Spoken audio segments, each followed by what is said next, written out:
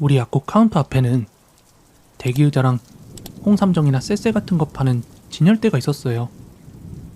이 대기의자 뒤쪽 맨 끝에는 물 마시는 정수기하고 고깃집 가면 보이는 그 작은 커피 머신이 있었는데, 이 커피 머신 바로 앞자리는 사람들이 왔다 갔다 하니까 보통은 아무도 앉지 않았는데요. 근데 손님 많을 때 슬쩍 보면 한 6살에서 7살 정도 돼 보이는 남자애가 거기 혼자 앉아서 로봇 장난감을 가지고 놀았대요. 원래 보통 애가 어른 없이 혼자 있으면 뭐라고 할 만도 한데, 약국에 있는 사람들은 걔가 보이지도 않는 듯이 행동을 했대요. 엄마는 본능적으로 아, 얘도 사람이 아니겠구나 싶었는지 아무 말도 하지 않고 그냥 모르는 척을 했다고 합니다.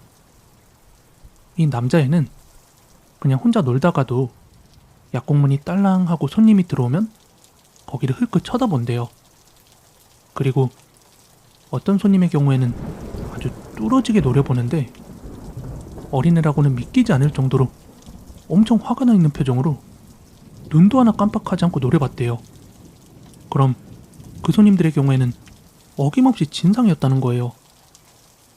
진상도 여러 종류가 있는데 엄마한테는 힘들지만 조금 짠한 진상들도 있었대요. 예를 들자면 감기약 중독자들이나 와서 커피만 무료로 마시고 가는 사람들. 근데 그 남자아이는 심보가 못 돼서 스트레스 풀러 오는 남자들, 아니면 막 큰 소리로 윽박질러서 약값 떼먹으려는 남자들만 노려본대요. 나갈 때까지. 그리고 엄마가 하는 말이, 이런 손님들 중에 눈빛이 아주 쎄한, 이 사람은 살인도 할 것 같다 하는 그런 손님이 하나 있었다고 합니다. 오히려 윽박지르지도 않고 내야 될 돈도 제값 다 내는데, 약사님 하면서 말투가 기분도 더럽고 소름이 끼쳐서 이 사람만 오면 하루 종일 기분이 안 좋았대요. 이 사람이 들어오면 그 남자애도 눈에서 피가 날 것까지 노려보는데, 심지어 사람들도 불편함을 느끼고 어떤 사람은 아예 약국을 나가버리면서 이 약국 전체 분위기가 어수선해진다는 거죠. 이제 같이 일하는 이모도 남자가 자기를 이상하게 쳐다본다고 무서워하고 손님들도 떨어지고 진짜 아빠를 불러다 둘까 생각도 했었대요.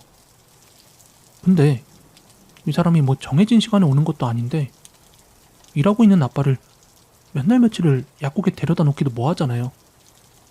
너무 스트레스를 받다가 어느 한 번은 이제 그 남자가 나오는 꿈까지 꿨는데, 이 꿈 내용이 깨고 나서도 너무 생생하더래요. 이 꿈속에서 남자가 약국에 들어와서는 약국 이모한테 다가가기 시작하는데, 이 약국 이모에게 남자가 어깨에 손을 올리려고 하는 바로 그 순간 남자의 귀신이 갑자기 개처럼 네 발로 막 기어오더니 남자의 발목을 물어뜯고 아주 난리를 쳤대요. 남자는 놀라서 달아났고, 이날 뒤로 엄마가 무슨 용기에서인지 아침마다 그 남자애가 앉는 자리에 커피 머신에서 나오는 우유를 가져다 뒀대요. 말이 우유지. 그냥 종이컵에 설탕이랑 프리마, 뜨거운 물을 탄 밀크 메뉴였죠. 그리고 빌고 또 빌었대요. 만약에 너가 진짜 귀신이면 그 진상 잡아가라고. 그리고 몇 주가 지나서 그 진상 아저씨가 다시 방문을 했는데, 그날따라 남자애가 아저씨를 그냥 조용히 쳐다만 보더니 아저씨가 나갈 때 쑥 일어나서 그냥 같이 따라 나가더랍니다. 이날 뒤로 이제 찬송가를 틀게 돼서 남자애는 못 봤는데, 희한한 건 그 아저씨도 다시는 약국에 오지 않았다고 하더라고요. 이번엔 다시 우리 언니 얘기인데, 우리 언니는 그 동네에서 나쁜 일을 많이 당하고 사람이든 귀신이든 이상한 게 많이 꼬였습니다. 그래서 한의원을 많이 갔었어요. 나중에 커서는 불안 증세도 생겼고요. 그리고 어렸을 때 크고 작은 사건 거의 대부분은 언니랑 저만 있을 때, 그리고 집 밖에 동네에서 일어났습니다. 예를 들자면 어느 날 자주 가던 놀이터에 간 적이 있었어요. 이 놀이터가 조금 을씨년스럽긴 했습니다.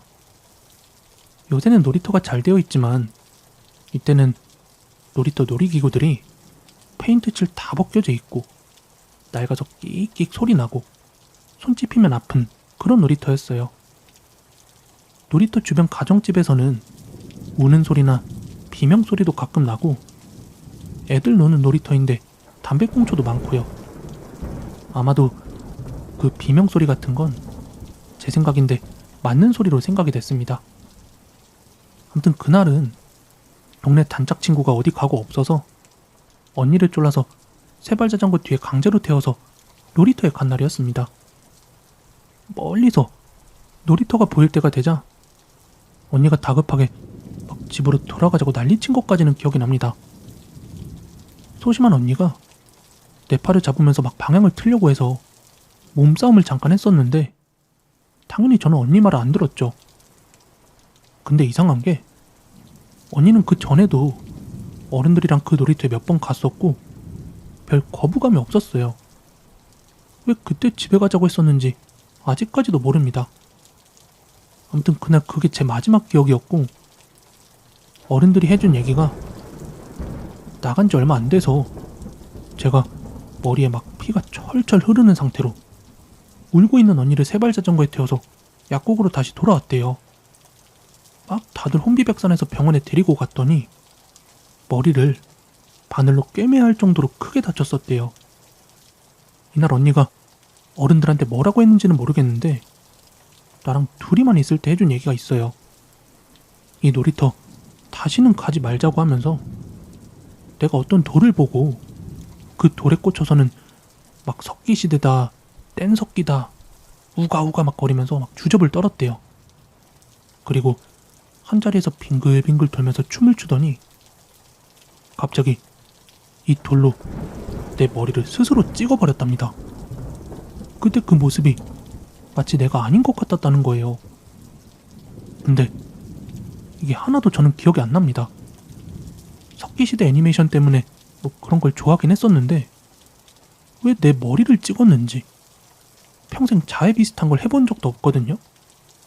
그리고 어린애가 아무리 힘이 세도 자기 머리를 스스로 그렇게까지 찍을 수가 있나요?